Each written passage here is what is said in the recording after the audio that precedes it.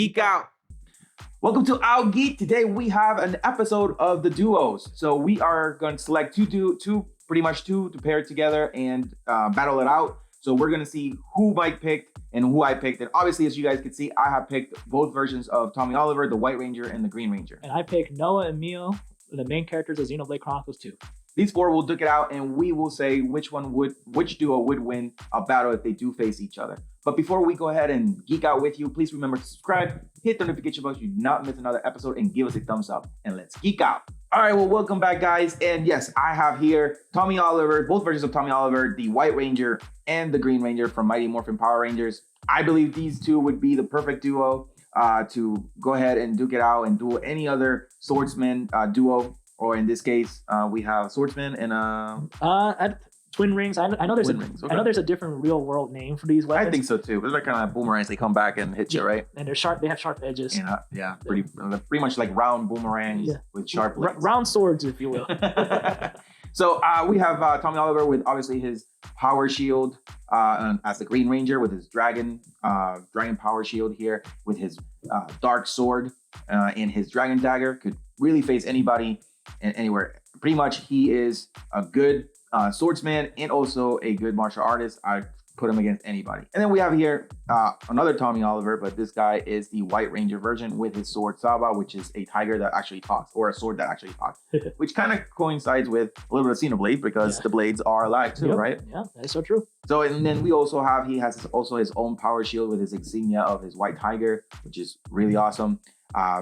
Again, some people can debate that he got a downgrade on his sword, which I don't disagree with that, but you know, he does have a cool sword that talks and battles on himself and pretty much helps him out. Yeah, I mean, in White Ranger's defense, this Green Ranger is such an iconic moment in Power Rangers, and it just felt, for me, I'm one of those fans. It just felt like a downgrade. It's just such a cool moment of seeing him busting the Megazord out and just tossing the Rangers out.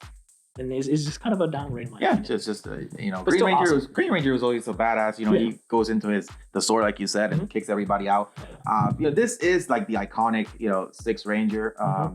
This really, you know, if you were born in late 90s, 1980s, and on, you guys know what Power Rangers are. You guys grew up with them.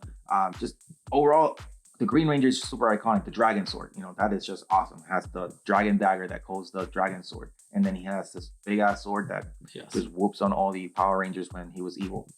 Just overall, a great figure. These are my only SH figure arts that I own for Power Rangers.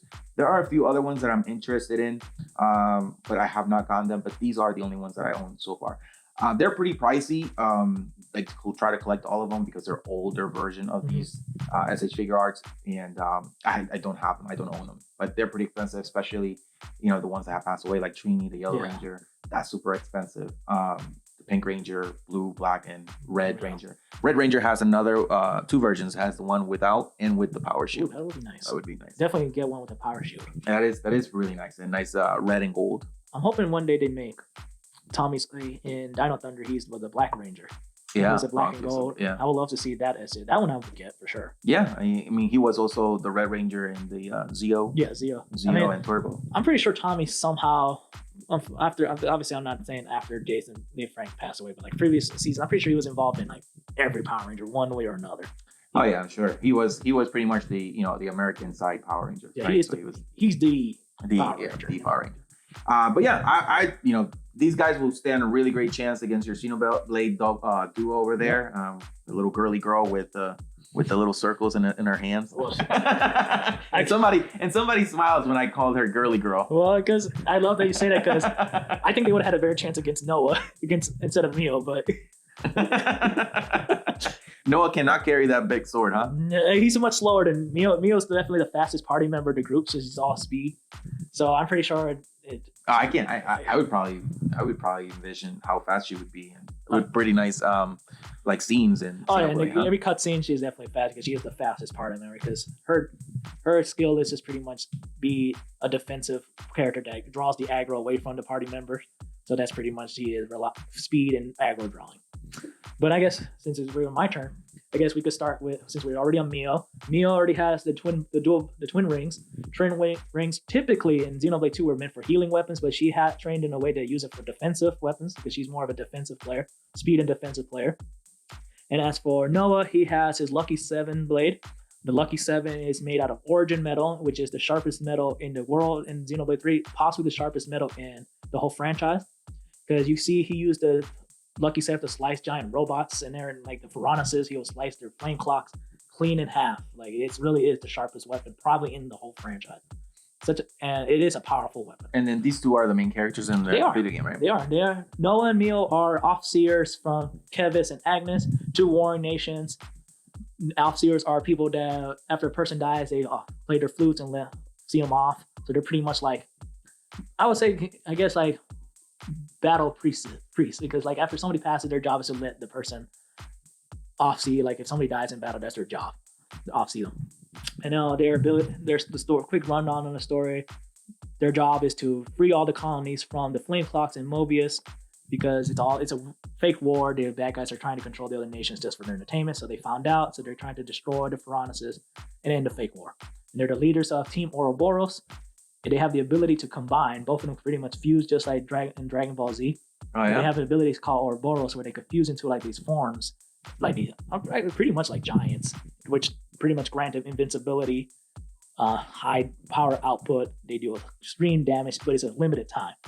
So I'll say like roughly like a minute. You have like a minute to be just invincible, overpowered. Nothing can honestly hurt you. And each version, depending on who takes control of the transformation, if Noah takes control of it, his Ouroboros will have like the Sword of Origin, which is a powerful giant sword, which splits into two.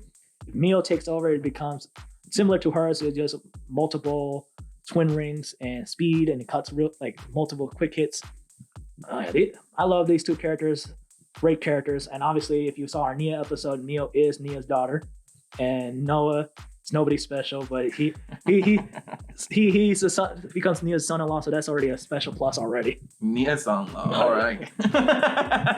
Well, that does it for this episode. Obviously, the Oliver duos will win this battle. I'm kidding. Man, Tommy could summon his dragons all he wants. Noah just unsheathed Lucky 7, just slice the dragon sword in half. That was a good point. I did not know that about that sword, so that's really cool. When you played the third one, you didn't got to that part where they explain it, because he unsheaths it and it cuts the Piranhas off clean, because it is the sharpest metal.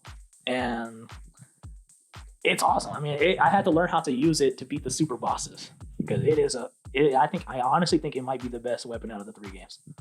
I honestly think so. Yeah, no, it's cool. It has gold. Does that gold light up like in the game itself? So that's pretty much the sheath for the sword. Ah, okay. So in the game, he does use that as a weapon. It glows and it turns blue. But when he unlocks it full power, that's what he's posing, he pulls the sword out. It's like an actual katana. Oh, okay. Like it's a straight up just a basic looking katana, and it's just super sharp. That's all it. And it has like Monado powers as well. Do they have like I should probably look at if they have like SH figures of like him or her. Probably not. No. Not yet. I think I heard Mio might have a Figma figure, just like your Link figure, which I'll probably get. Noah probably does not have one like this. Most of the girls get all the toys in the Xenoblade franchise, but I think Noah should definitely get one, because he is one of a great character.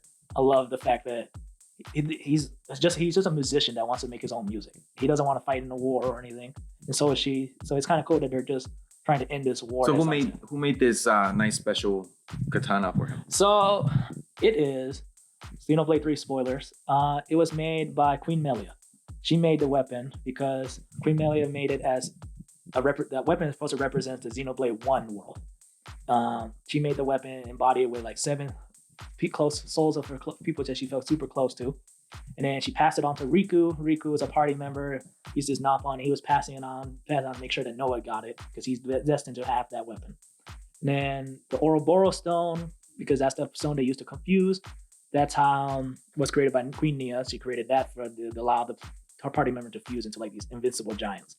So it's cool. So they pretty much the real thing is both nations were meant to be together instead of a war, because like I said, the war is a fake war.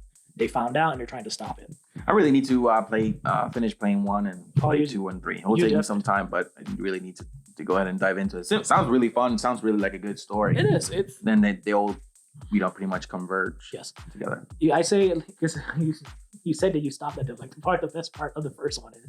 It drives me nuts that you're like, oh, I'm here. It's like, why don't you just play it already? It drives me nuts, and I want to tell you so much about it. I'm gonna have to. I promise I'll start it right after I finish playing Echoes of Wisdom. I'll just hammer straight through it. He said that once, and I'm just waiting. Then Tears of the Kingdom came, and next week another stuff again.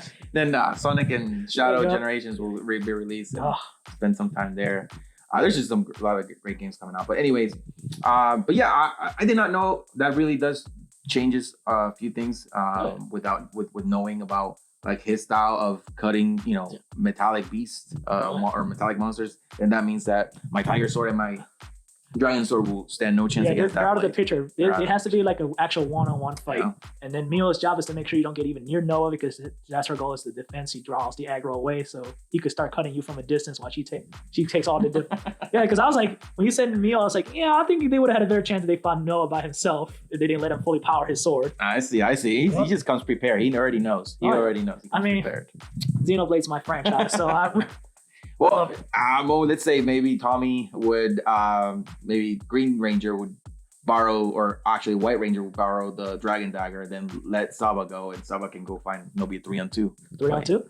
Okay. How about that? Easily. They fuse into the Ouroboros and just take down you all at once, because that's an ability that you got at least a good minute. I'm pretty sure they could kill somebody in a good minute before. Good minute? That's a long time. Yeah, well, yeah, because you have to do it before the form heats up and you have to like de-link. Well, and these two will do the fusion dance. I would love to see their fusion. Well, I think that came out like with that King something. Yeah, King. It was in an alternate timeline. Tommy remained evil. He just pretty much stole the power. Team Draco. Yeah. So yeah, that's an SH figure you need to get. I don't know if they have. I feel like they should, because they made a big deal about making an evil Tommy. Like a what if? Yeah, what if? Yeah, like King. He became Lord Zed's. Yep. I think he replaced Lord Zed. Jedi. Yeah. Master. Yeah. But I think that would be a good fight to see. That would be cool. But yeah, guys, that does it for this episode. Thank you guys for watching. Let us know, what do you guys think would win in a fight? The duo Tommy Oliver, or the duo of Noah and Mio. Yep. So let us know in the comments below. Remember to subscribe, give us a thumbs up, and also remember to hit the notification bell so you not miss another episode of Our Geek. Yeah, let us know in the comments below if you guys still want to see like these hypothetical what if fights. We mostly just talk about the possible fights. We talk about the toys and about the characters more, but it's just like, who will fight? And it's a very casual fight. Don't get offended if I say that these guys will kick Tommy Oliver's ass without even trying. But I'm just saying, Team Ouroboros is probably the strongest team in all the franchise. But it's all fun and games. It's just two geeks just geeking out about their favorite characters. Unless you get into talking about Mia and Neo. Oh yeah, well. Well, that does it. Remember, guys, geek out. This is our style of. This is our style, our generation of art. When you say, how some people have art display in their house, statues, busts. We have these toys that we like to display.